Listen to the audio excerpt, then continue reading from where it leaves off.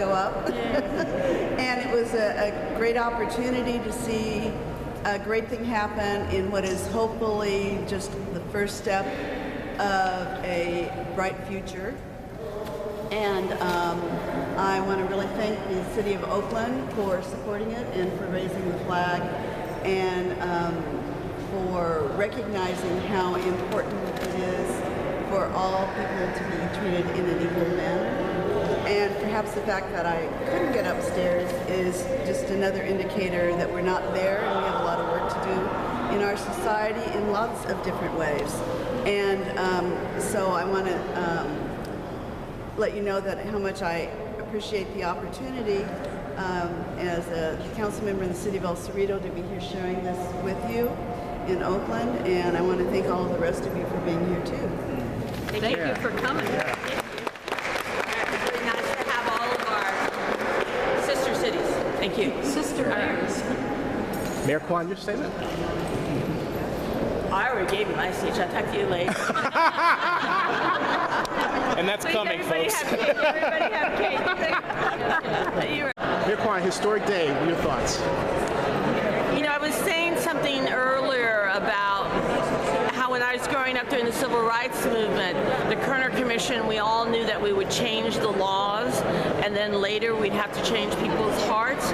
The way this campaign's going is very interesting. I think that now that we see the new polls, that we're going to change people's hearts before we can change the laws because of what's happening in Congress. And I want to really thank everybody who's come out over the last decade, because that's the real difference between 2008 and now. I think the weddings, the support has made people more accepting because more people have come out, and that takes a lot of courage. A lot of people even today are living in places where they can't come out.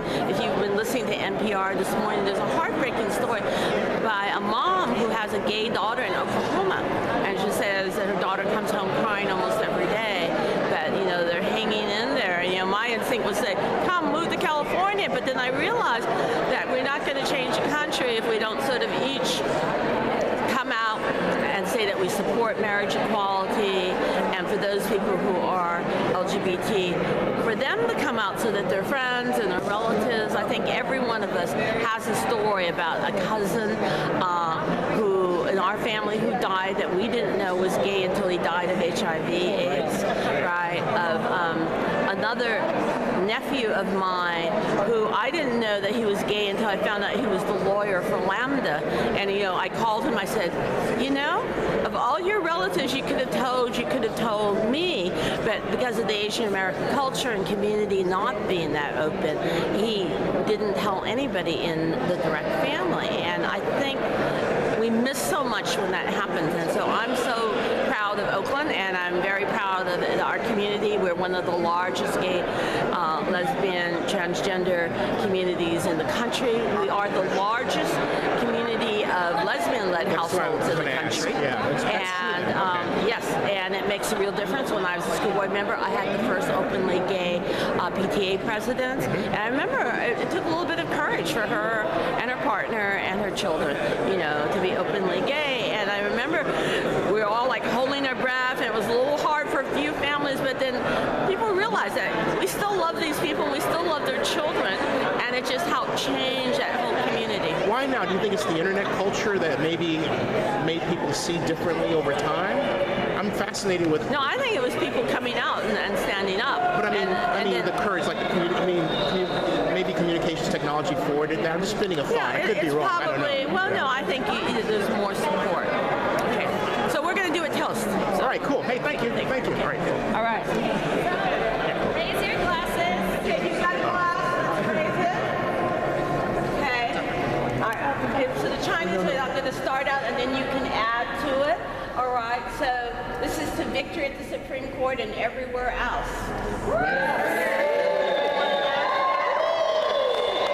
And to all the people we love in Oakland. Definitely. All right. Amen. And to love winning out.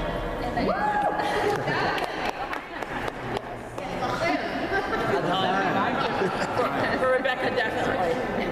We should have. She should have lent us her form.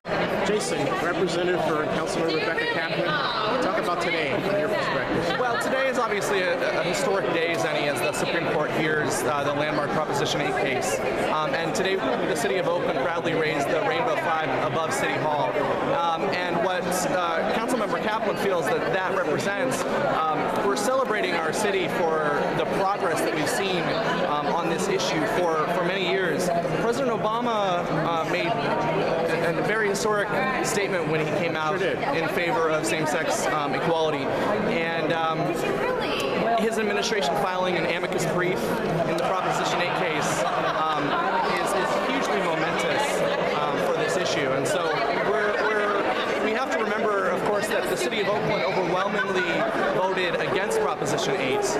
They instead chose to take a stand in favor and support of the right of everybody to be equal. And that includes, of course, the freedom to marry and marriage equality. So we're celebrating our city today for being, part of this country's leadership in moving in the right direction, and we're looking forward. We feel very hopeful that our jurists will, agree. Hey, thanks a lot. Absolutely. Thank you.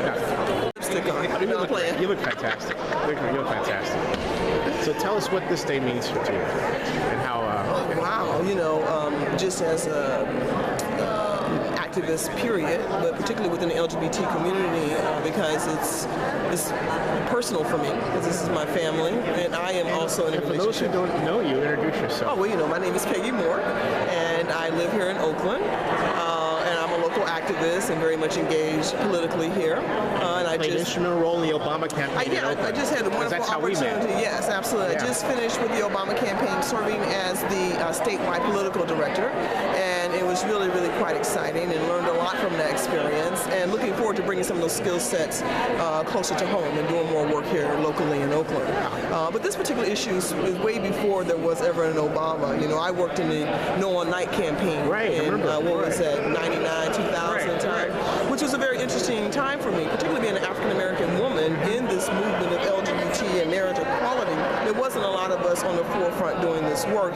In the way our messaging is still very similar, but yet very different, So that was a really important time for me to really just kind of be able to see how we talk about this and how we embrace this. Probably one of the most exciting moments for me was when we held those 18 marriages here, which a lot of people in Oakland didn't even know about, but this place was packed, and I had the wonderful opportunity to be one of the coordinators for that event. And I have to say that was probably one of the proudest moments for me, just because of my involvement in the community, seeking out those great folks who were wanting to get married, those great couples, because I think that often what people think is in the gay community we marry, maybe not married, we're not together long enough, and we have so many relationships with folks who have been together for a long time, and there's no better way to validate that than by being considered equal and having marriage.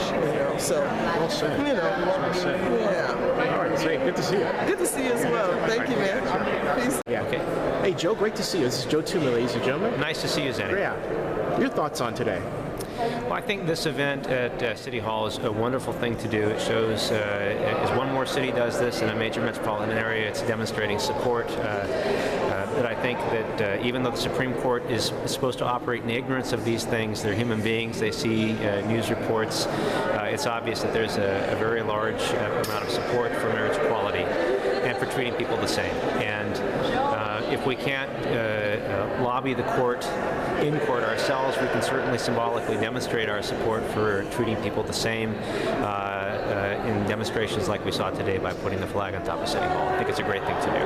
Now, is it that we have come this way to ask the mayor the same question because in part of internet culture, in other words, we see other people making their statements, we hear about suicides and hate crimes more often, so we say we don't want that?